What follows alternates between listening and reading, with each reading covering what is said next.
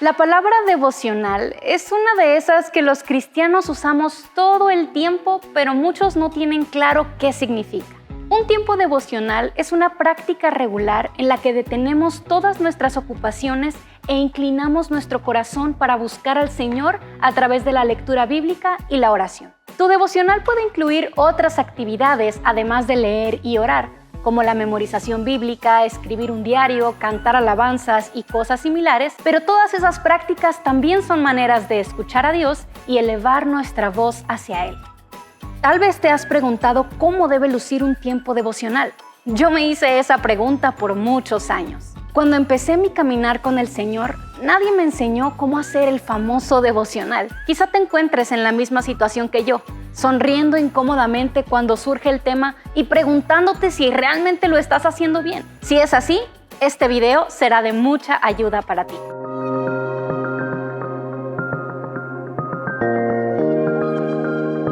Primero que nada, debemos tener claro que no hay fórmulas ni reglas exactas a la hora de tener un devocional diario. Sin embargo, la Biblia sí nos ofrece principios que debemos tener en mente cuando llevamos a cabo nuestro tiempo devocional.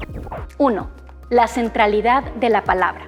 Probablemente sabes que leer la Biblia es crucial, pero ¿por dónde empezar? Sentirse abrumado es normal. La Biblia es un gran libro formado por muchos libros escritos hace mucho tiempo en una cultura extremadamente distinta a la nuestra. Con todo, la palabra es accesible para todo creyente, así que no desmayes. Cuando hablamos de lectura bíblica, es importante recordar que lo que buscamos es calidad, no cantidad. Preocúpate más por ser fiel a la hora de leer que por el número de capítulos que terminaste. Como la Biblia es un libro que trata principalmente de Dios, entonces nuestra primera pregunta siempre debe ser: ¿qué me dice este pasaje acerca del Señor? En Coalición por el Evangelio tenemos muchísimos recursos para que aprendas a leer la Biblia con Jesús en el centro. También debes tener una estructura para tu lectura. No llegues a la Biblia y elijas al azar un fragmento para leer hoy. Puedes usar un plan de lectura diario o seleccionar un libro y estudiarlo durante un mes, por ejemplo. La clave es entender la Biblia en su contexto,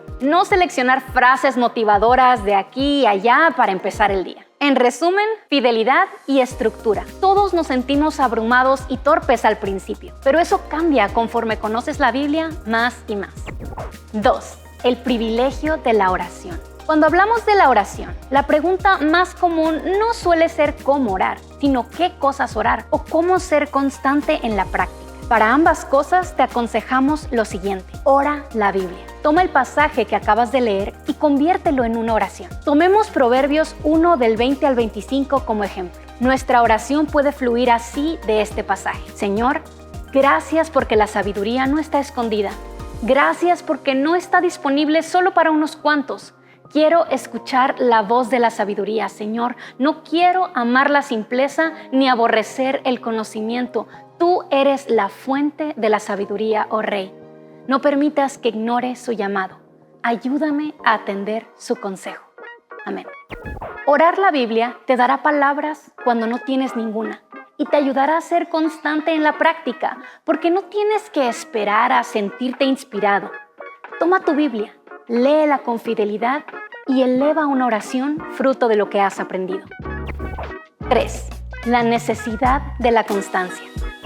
¿Pero tengo que hacer un devocional todos los días? Esta es una de las preguntas más comunes sobre este tema. Empezamos mal, con la frase «tengo que».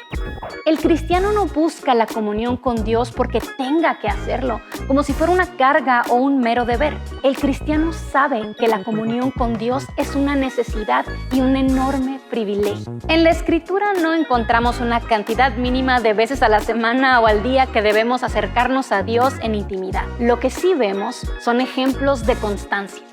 Daniel oraba al Señor 3 veces al día. Job ofrecía continuamente holocaustos al Señor. El salmista escribió: en cuanto a mí, a Dios invocaré y el Señor me salvará. Tarde, mañana y mediodía me lamentaré y gemiré y Él oirá mi voz. La Biblia nos muestra a Jesús orando muy de mañana, toda la noche y por la tarde hasta el anochecer. El momento del día no es tan importante como la idea de clamar continuamente al Señor. Nunca preguntamos: ¿Pero tengo que comer todos los días? ¿Tengo que tomar agua? ¿Tengo que respirar? Son cosas que hacemos porque las necesitamos para sobrevivir. Nuestra necesidad del Señor es mayor a nuestra necesidad del alimento, agua y aire. ¿Refleja nuestra vida devocional esta verdad? 4. La intimidad de la quietud. Otro patrón que observamos en la Biblia es la quietud. Si bien no existe un momento del día o lugar específico en que la Biblia nos llame a tener estos tiempos devocionales, la Escritura sí hace un énfasis en la quietud y la soledad, al menos ocasional, a la hora de acercarnos al Señor. En los Evangelios vemos varias veces a Jesús apartarse de las multitudes y de sus discípulos para orar al Padre. Algunas personas tienen más flexibilidad con su tiempo y más ayuda que otras. Haz lo mejor que puedas para apartarte con regularidad, pero no te afanes si el tiempo que tienes disponible es menos que el que quisieras. El Señor conoce tu corazón y ninguna temporada dura para siempre. Por otro lado, si tienes una gran cantidad de tiempo en tus manos, aprovéchalo. Sea mucho o sea poco, sé fiel con lo que tienes. 5. La libertad de la transparencia. Finalmente, debemos recordar que Dios conoce nuestros corazones aún mejor que nosotros mismos. No es necesario pintarnos una sonrisa en el rostro para venir delante del Señor. Así como los salmos registran una amplia gama de emociones, desde gozo como el Salmo 33 hasta profundo lamento como el Salmo 77, nosotros también podemos expresarnos genuinamente delante del Señor.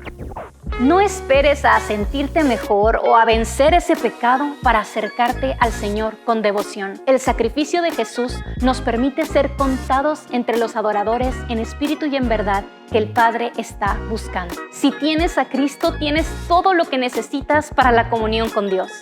Si quieres aprender más sobre este y otros temas relevantes para la vida cristiana, visítanos en coaliciónporelevangelio.org.